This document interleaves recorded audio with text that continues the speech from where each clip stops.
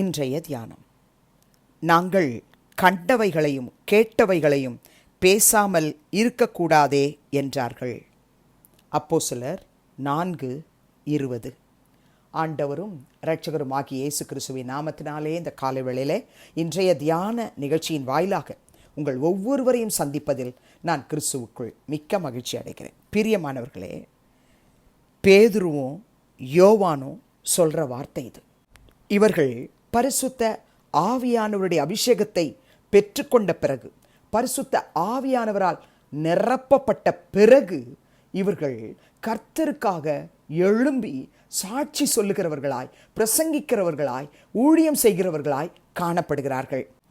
இவர்கள் ஊழியம் செய்ததை கண்டு 3000 பேர் ரட்சிக்கப்பட்டதை கண்டு, 5000 பேர் ரட்சிக்கப்பட்டதை கண்டு, விசுவாசிகள் ஆனதை கண்டு, இங்கு ஆசாரியர்கள், தேவாலயத்து சேனை தலைவர்கள், சதுசேயர்லாம் அவங்க கிட்ட வந்து நீங்கள் இந்த மாதிரிலாம் செய்யக்கூடாது, பிரசங்கிக்கக்கூடாதுன்னு அவங்கள மிரட்டுறாங்க. அதிகாரிகள், மூப்பர், வேதபாரகர், பிரதான ஆசாரியனாகிய அன்னா, காய்பா, யோவான், அலெக்சாந்தர், பிரதான ஆசாரியனுடைய குடும்பத்தார் யாவரும் எருசலேமில் கூட்டம் கூடி அவங்கள நடுவில் நிறுத்தி, நீங்கள் எந்த வல்லமைனால இந்த காரியங்கள்லாம் செய்கிறீங்க அப்படின்னு அவங்கள கேட்குறாங்க. அவங்க பரிசுத்த ஆவியினால் நிறைந்து, நாங்கள் கர்த்தராகி இயேசு கிறிஸ்துவின் நாமத்தை நாங்கள் சொல்கிறோம், அந்த நாமத்தை விசுவாசிக்கிறவர்கள், அதை கேட்கிறவர்கள் ரட்சிக்கப்படுறாங்க, சொஸ்தமாகறாங்க. ஏன்னா அப்போஸ்தலர் 3ஆம் அதிகாரத்தில் பிறவியிலிருந்தே, தாயின் வயிற்றிலிருந்தே சப்பானியாய் பிறந்த ஒரு மனுஷன் அவன் எழுந்து நடந்ததை பார்த்த பிறகு ஜனங்கள் எல்லாம் விசுவாசிகளாக மாற்றப்படுகிறதை கண்டோடனே இவங்களுக்குள்ள குழப்பம், எரிச்சல், கோபம். அதனால் இவங்களை கூப்பிட்டு மிரட்டுறாங்க, நீங்கள் பேசக்கூடாதுன்னு சொல்கிறாங்க.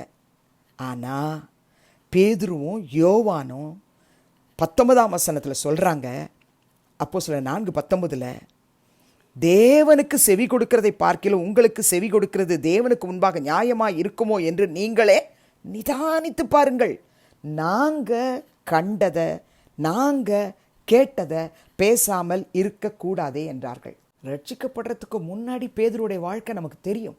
அவர் பரிசுத்த ஆவியின் அபிஷேகத்தை பெறுறதுக்கு முன்னாடி அவருடைய வாழ்க்கை நமக்கு தெரியும், மறுதலிச்சவர். ஆனால் இப்போ பரிசுத்த ஆவியானுடைய அபிஷேகத்தினால் நிரப்பப்பட்ட பிறகு தைரியமாக அந்த இயேசு கிறிஸ்துவுக்கு சாட்சியாக பிரசங்கிக்கிறார்கள், சாட்சி சொல்கிறாங்க.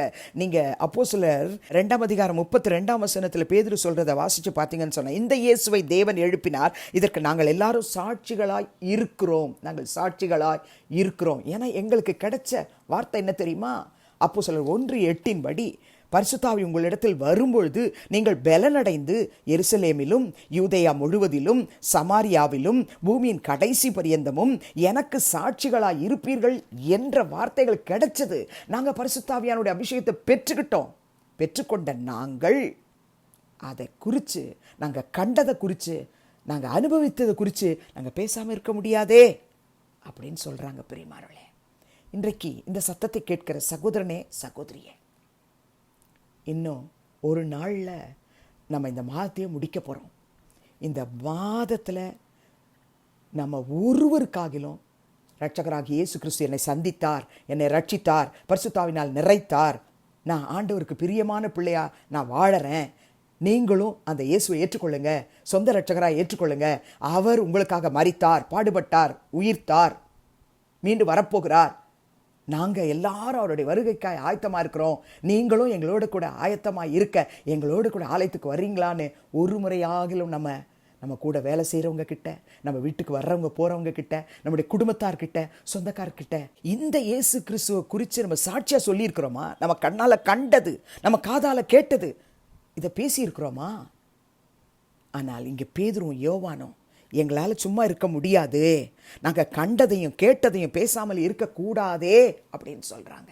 என் அன்பு சகோதர சகோதரிகளே, அப்போஸ்தலனாகிய பவுலை குறித்து நம்ம 1 கொரிந்தியர் 9ஆம் அதிகாரம் 16-17 நம்ம வாசிப்போம் என்று சொன்னால், பவுல் எழுதுகிறார் கொரிந்திய மக்களுக்கு, சுவிசேஷத்தை நான் பிரசங்கித்து வந்து மேன்மை பாராட்ட எனக்கு இடமில்லை, அது என்மேல் விழுந்த கடமையாயிருக்கிறது. சுவிசேஷத்தை நான் பிரசங்கியாதிருந்தால் எனக்கு ஐயோ, நான் பிரசங்கம் பண்ணணும். ஒரு காலத்தில் ஸ்தேவான் சாவறதுக்கு நான் தான் காரணம்.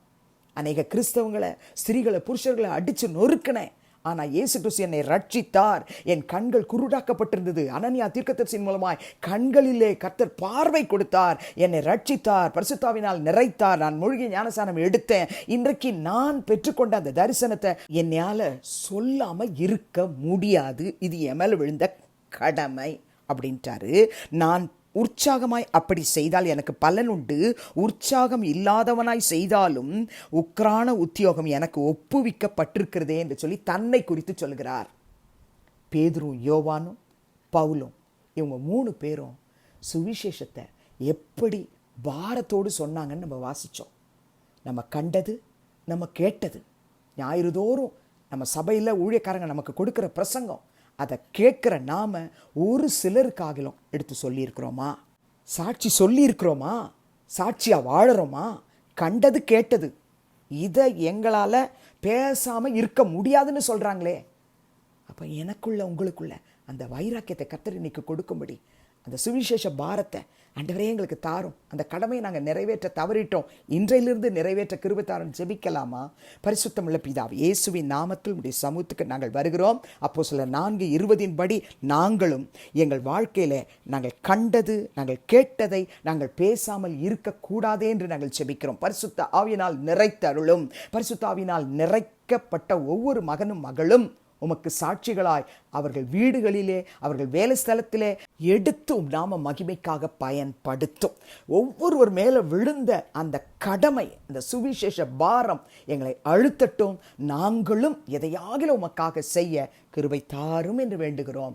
துதிகன மகிமையை உமக்கு செலுத்துகிறோம். இயேசுவின் நாமத்தில் வேண்டிக் கொள்கிறோம் பிதாவே, ஆமென். கிறிஸ்துவுக்குள் பிரியமானவர்களே, இந்த நாளிலே கர்த்தர் தாமே உங்களோடு கூட இருப்பாராக, உங்களை ஆசீர்வதிப்பாராக, உங்களை நடத்துவாராக. ஆமென்.